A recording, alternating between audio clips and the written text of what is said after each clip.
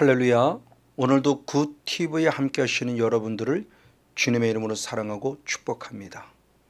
우린 지금 계속 가나안의 영성에 관해서 말씀을 통해서 은혜를 나누고 있습니다. 드디어 요단강을 건너 가나안 땅에 들어온 이스라엘 백성들은 여리고 앞에 진을 치고 이제 최초로 들어가는 첫 관문인 여리고성을 함락시킴으로 시작해서 가나안의 7 족속을 쫓아내는 실제적인 영적 싸움에 들어가게 됩니다. 그런데 이 여리고성은 쉽게 함락시킬 수 없는 난공불락의 견고한 진입니다. 그래서 사도 바울은 고린도후서 10장 4절의 말씀을 통해서 견고한 진을 현대인 성경에서 해석할 때는 마귀의 요새다라고 말하며 난공불락의 여리고성은 결국 마귀가 붙잡고 있는, 영적으로 본다면 마귀가 붙잡고 있는 요새라고 말할 수 있다는 거죠. 그것은 바로 우리가 의도하지 않았지만 아담 이후로부터 우리에게 흐르고 있는 더럽고 추한 죄성, 그것이 오랜 세월이 흘러 우리 안에 잡고 있는 견고한 진이 되었지요. 근데 조금 더 우리가 구체적으로 살펴보면은 대단히 안타깝지만 하나님을 섬김에도 불구하고 내 의도와 의지와 상관없이 나의 조상으로 들어오는 혈통이라는 합법적인 통로를 타고 들어오는 우상 숭배의 영을 또는 견고한 진이라고도 말할 수 있을 것입니다. 그런 대표적인 예가 열왕기하 17장 41절의 말씀을 통해서 보면은 분명히 하나님을 경외하고 있으면서 반면에 열조들이 행한 대로 그의 자자손 후손들까지 계속 우상을 섬기는 두 가지의 모습을 가지고 있음에 대해서 책망하는 모습을 보게 됩니다. 이런 대표적인 예를 또한 우리는 북이스라엘의 초대 왕이었던 여로보암이 열왕기상 12장 28절과 31절의 말씀에 보면은 하나님을 섬기는데 금송아지로, 두 금송아지로 새겨놓고 우리를 애굽에서 인도낸 신이다 라고 표현하며 이것이 죄가 되었다는 결과를 통해서 하나님을 우상으로 섬기는 죄를 범한 대표적인 예를 보여주고 있어요. 하나님을 섬기는데 하나님을 우상으로 섬기는 죄, 기복주의 신앙이죠. 또한 하나님을 섬길 뿐만 아니라 혈통이라는 합법적인 통로를 타고 와서 우리 열조들이 섬기던 대로 하나님도 섬기고 우상도 섬기는 죄를 범하고 있다고 하는 사실이죠. 이것들이 우리 안에 견고한 진으로 남아 있다는 겁니다. 그리고 또한 또 더불어서 왜 여리고성이 견고한 진인가에 대한 부분을 여호수아서 6장 1절의 말씀에서는 하나님에 대한 소문을 듣고 여리고성을 굳게 닫았다라는 표현을 통해서 견고한 진이 되는 이유를 또 한 가지 말씀해 주고 있어요.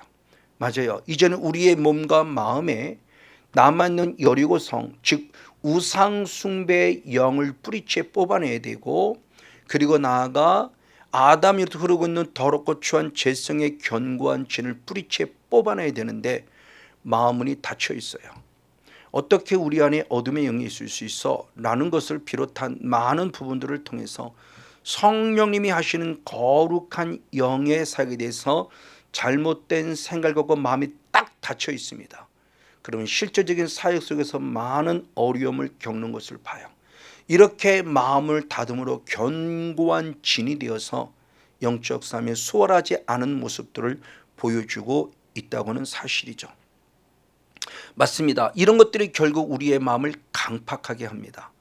그래서 히브리서 기자는 히브리서 3장 13절에 말씀할 때 우리 믿음의 조상들의 광야의 영성의 과정을 예를 들면서 죄의 유혹으로 말미암아 강팍해 되지 말라고 말하며 매일매일 권면하라고 말합니다. 맞아요. 죄의 유혹을 받는 순간 이미 우리들의 마음은 강팍해졌어요. 마음을 다치게 만들고요, 상처받게 만들고요, 마음을 꽉 닫아버리게 만들고 있다라고 하는 것이죠. 그럼 어떻게 해야 우리 마음이 부드러워지느냐? 성경은 분명히 말하죠. 에스겔 선지자는 에스겔서 36장 26절을 통해서 새 영을 우리 안에 두심으로 말미암아 우리의 굳은 마음을 부드러운 마음으로 바꿔준다 말씀을 통해서 성령님으로만 가능함에 대한 부분을 성경은 분명히 답을 주고 있습니다. 어찌됐든 주님은 여리고성을 반드시 무너뜨리를 원하고 있습니다. 여리고성은 반드시 무너져야만 합니다. 아무리 견고한 진이라 할지라도, 아무리 견고한 마귀의 요새를 한다 할지라도 반드시 여리고성은 함락되어야만 합니다. 즉 우리 안에 우상 숭배 악한 영은 떠나가야만 합니다. 맞습니다. 그런데 하나님께서는 여호수아 6장에 이 여리고성을 무너뜨리는데, 이 여리고성을 무너뜨리기에 앞서서 먼저 전초적으로 우리가 먼저 준비해야 할 것이 있음을 바로 여호수아서 5장에서 알려줍니다. 그 대표적인 첫 번째가 여호수아서 5장 2절의 말씀에 중요한 얘기를 했어요. 다시 할례를 받아라 라고 말하며, 할례를 받을 때 할례를 통해서 6장의 여호수아 6장에서 여리고성을 함락시키는 아주 중요한 첫 번째 영적 원림을 가르쳐 줍니다. 그럼 도대체 할례가 무엇일까요? 할례가 무엇인가를 알아야 할례를 통해서 영적 삶에서 승리할 수 있겠죠. 이 할례에 대해서 모습에서는 하나님과 아브라함과의 관계에서 언약을 맺으며 자자손손이 맺어야 될 영원한 언약이라고 그랬습니다. 그래서 창세기 17장 10절과 11절의 말씀을 통해서 남자들은 할례를 받아라 그랬어요. 그러면서 할례를 받을 때 할례를 받는 것이 뭐냐? 영원한 언약이니 양피를 베어라 그랬습니다. 맞습니다. 남자의 아이들의 모습에 태어난 지 8이 되면은 그 성기의 그 앞부분의 모습에 그 표피를 잘라내는 것을 바로 할례라고 표현합니다. 자, 그러면 이렇게 주님께서는 할례에 대한 부분을 말하고 있는데, 이 할례가 과연 무엇일까요? 그 부분의 모습을 잘 설명한 것이 골로새서 2장 11절의 말씀입니다. 우리가 손으로 하지 아니하는 할례를 받았으니 육체의 몸을 벗는 것으로 그리스도의 할례니라 그랬어요. 즉 우리가 할례를 받는 것은 곧 그리스도의 할례를 받은 것이라고 말하는 거죠. 그럼 과연 그리스도의 할례는 무엇일까요? 그 할례는 곧 세례임을 우리에게 설명해 줍니다. 그래서 골로새서 2장 12절의 말씀에 그리스도의 그 할례를 세례라고 표현하며, 그 할례 곧 세례가 무엇이냐?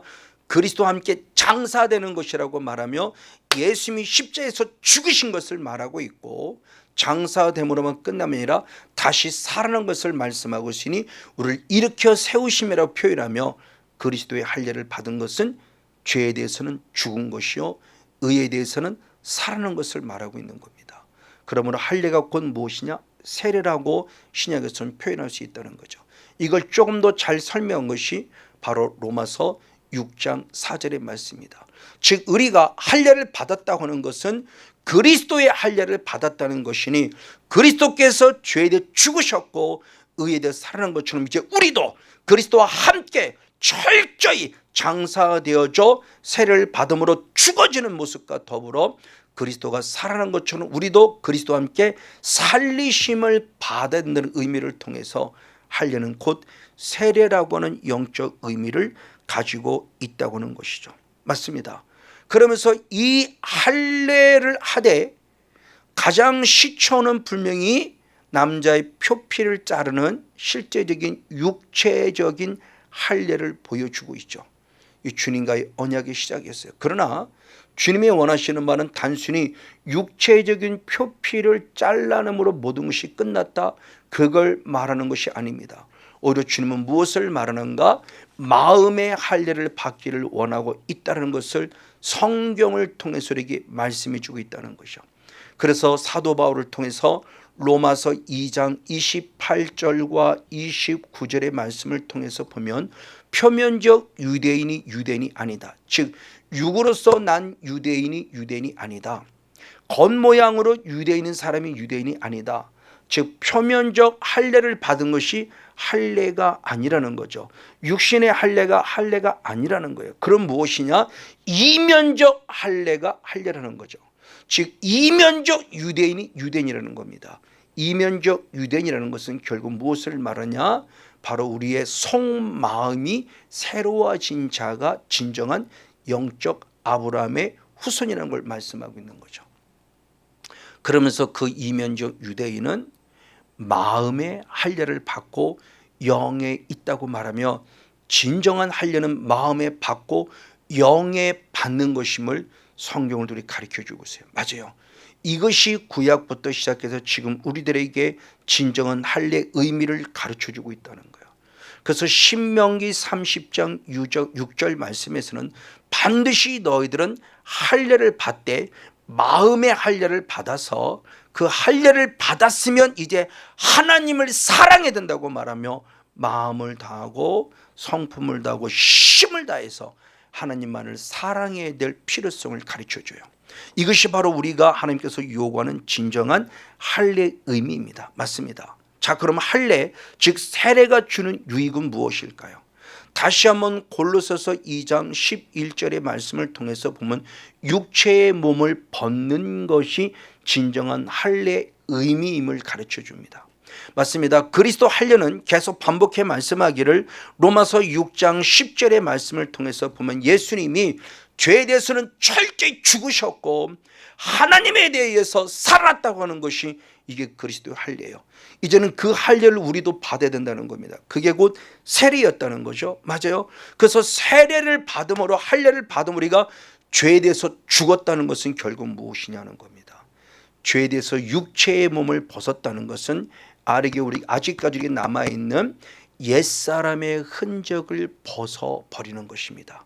그래서 옛사람에 죽어야 되니 로마서 6장 6절에 말씀하기를 옛사람이 십자가 함께 못 박힌 것은 다시는 죄의 종로로 타지 아니하기 위함이다 라는 말씀이에요. 그래서 사도 바울은 더 나아가서 에베소 4장 22절로 24절까지 말씀할 때 유혹의 욕심을 따라가는 옛사람을 벗어버리고 그러면서 새 사람을 입으라 그랬죠. 심령이 새롭고도 새 사람을 입으라. 맞습니다. 이게 하나님을 경외하는 영적인 모습까지 성숙된 할례 받은 자의 삶의 열매에 대한 부분에서 말씀해 줍니다. 맞아요. 이것이 육체의 몸을 벗는 것이에요. 그래서 예레미야 4장 4절의 상반절의 말씀에도 예레미야 선지자를 통해 말씀할 때 마음의 가죽을 베어버리라 이렇게 표현했어요. 마음의 가죽을 베어버리라. 아멘. 맞습니다. 마음의 가죽을 베어버리는 것이 우리들 몸속에 남아있는 옛사람의 흔적들을 제거하고 바로 이와 같은 옛사람의 흔적들을 깨끗이 제거시키는 모습이 바로 이 모습을 말합니다. 이렇게 마음의 가죽을 베어버릴 때 이제 하나님을 위해 살아가는 승리의 삶이 될 수 있다는 거죠. 그래서 로마서 6장 13절의 말씀에 이제는 죄에 대해서 살아가는 의의 병기가 되지 말고 이제 하나님을 위해서 내 삶이 드려주는 의의 병기가 되라라고 말씀을 통해서 할례를 통해서 죄에 대해서 죽었으면 이제 하나님 위해서 철저히 살아가는 신앙의 진정한 요소를 가져야 한다는 것이죠. 그래서 사도 바울은 이 말씀을 통해서 갈라디아 2장 20절에 스스로 고백하기를 내가 그리스도와 함께 십자가에 못 박혀 죽었다라고 말하며 십자가에서 죽으심을 통해서 죄에 대해서 죽은 옛사람의 흔적을 제거한 것을 말해요. 그럼 옛사람의 흔적만 제거되냐? 아니요. 이제는 나를 위해서 십자가에 못 박혀 죽으신 예수를 믿는 믿음 안에서 산다라고 말하며 죄에 대해서는 죽었으면 이제 하나님에서 의롭게 살아가야 될 의의 병기의 삶을 결단하고 고백하고 있죠.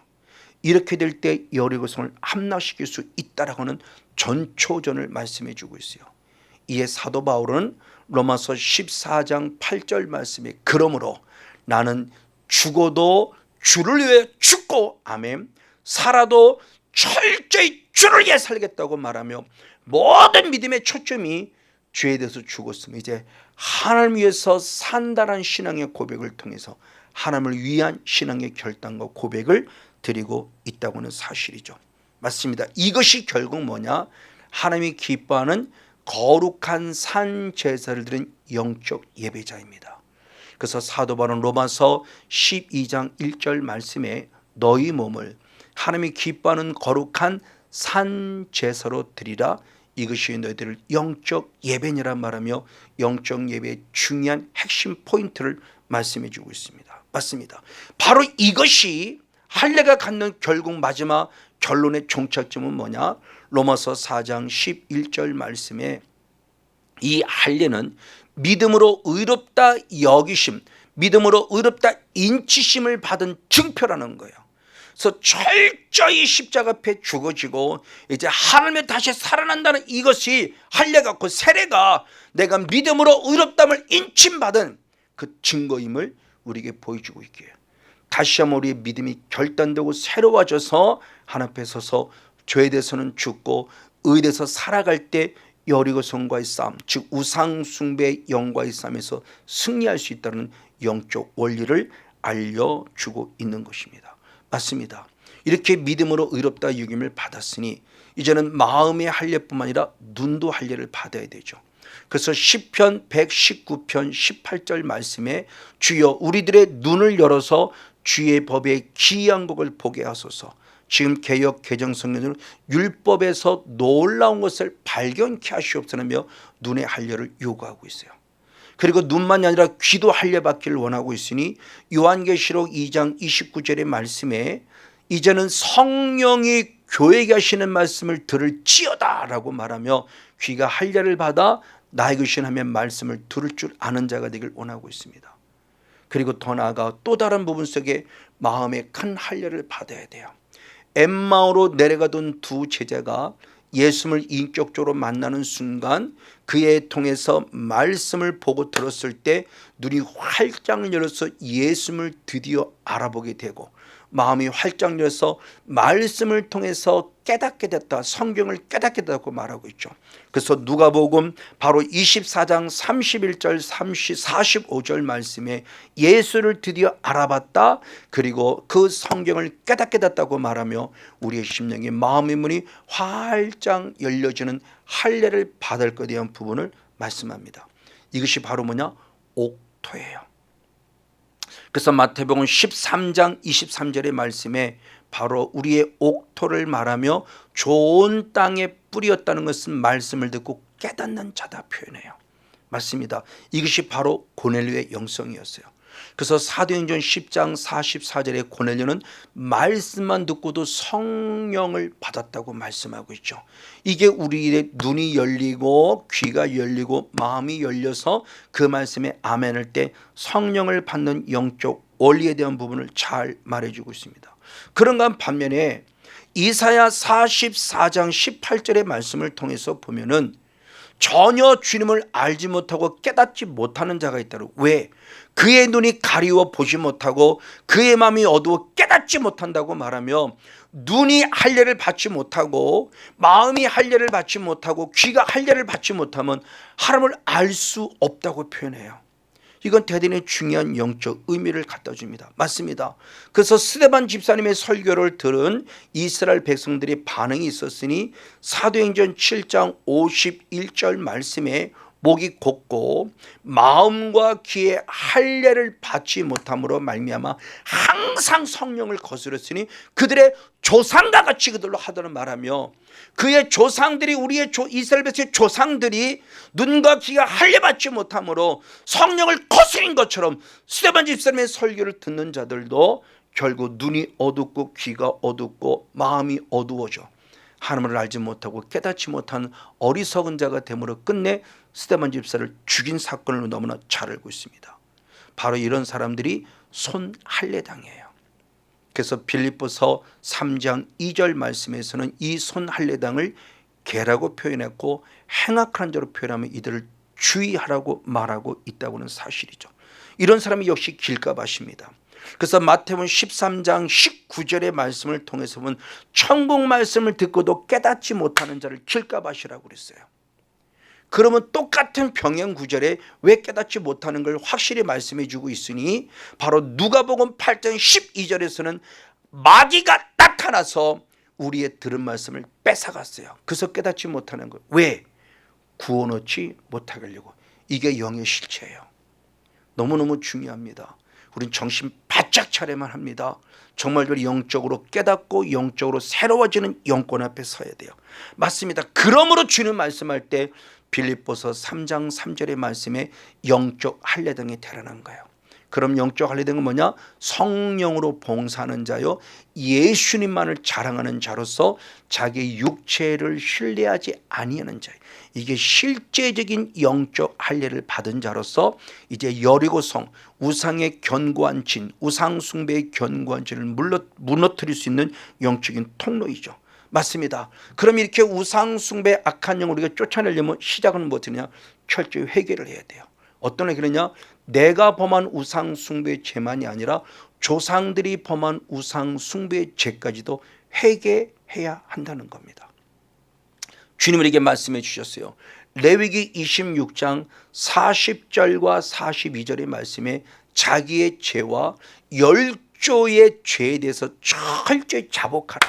그리하면 내가 아브라함에게 한 약속, 그리고 이삭에게 한 약속, 그리고 야곱에게 한 약속을 기억하고 생각하여 이 땅을 너희들에게 허락하리라 라고 말하며 새로운 회복의 축복을 약속하셨어요. 내가 범한 죄와 열조, 조상들이 범한 우상 숭배에서 회개하라는 거죠. 이걸 실제로 실천한 자가 있으니 누구냐? 느헤미야 선지자 있습니다. 그래서 느헤미야는 느헤미야 9장 2절의 말씀에 자기의 죄와 열조의 죄에 대해서 철저히 자복했다라고 표현함을 통해서 철저히 회개함으로 말미암아 마지막 이스라엘을 회복해 가는데 귀하게 쓰이는 축복의 통로였음을 말씀해 줍니다. 그러면 여기서 말씀하는 회개는 지옥가에 있는 조상들을 천국 보내려고 하는 회개가 아니에요. 아담 이후로부터 흐르는 내 안에 흐르는 죄성의 그 근거를 차단하기 위하며 3대 4대까지 올라가서 내 조상들이 범한 우상 숭배의 죄에 대해서 회개함으로 그 흐르고는 죄성을 차단하고 끊어내기 위함이라는 사실을 성경이 말씀해 주죠. 그걸 실천한 자가 누구냐? 베드로예요. 그래서 베드로는 바로 조상들로부터 유전되어 내려오는 망령된 행실, 내 안에 있는 열조의 잘못된 죄에 대해서 예수의 피로 죄 사함받는다고 약속하고 있죠. 그래서 베드로전서 1장 18절 19절의 말씀에 조상부터 유전되는 망령된 행실에서 구속된 것은 어린 양 예수의 피, 젖먹고 흠없는 어린 예수의 피가 있다고 말하며 피를 통한 철저히 회개가 죄 사함을 얻고 흐르는 죄성을 끊는 거룩한 통로임을 말씀합니다. 맞습니다. 이런 철저한 죄에 대한 회개. 그래서 요한 1서 1장 9절의 말씀에도 자백하면 그랬습니다. 우리의 죄를 자백하면 우리의 죄가 깨끗해지고 불의에서 죄 사함을 얻는다고 말하며 회개 유익을 주죠. 그럼 회개는 죄 사함을 끝날까요? 아니에요. 요한 사도행전 2장 38절에 보면 죄 사함만이 아니라 성령까지 선물로 준다고 약속하셨어요. 그럼 성령을 통해 무엇 해야 되느냐는 겁니다.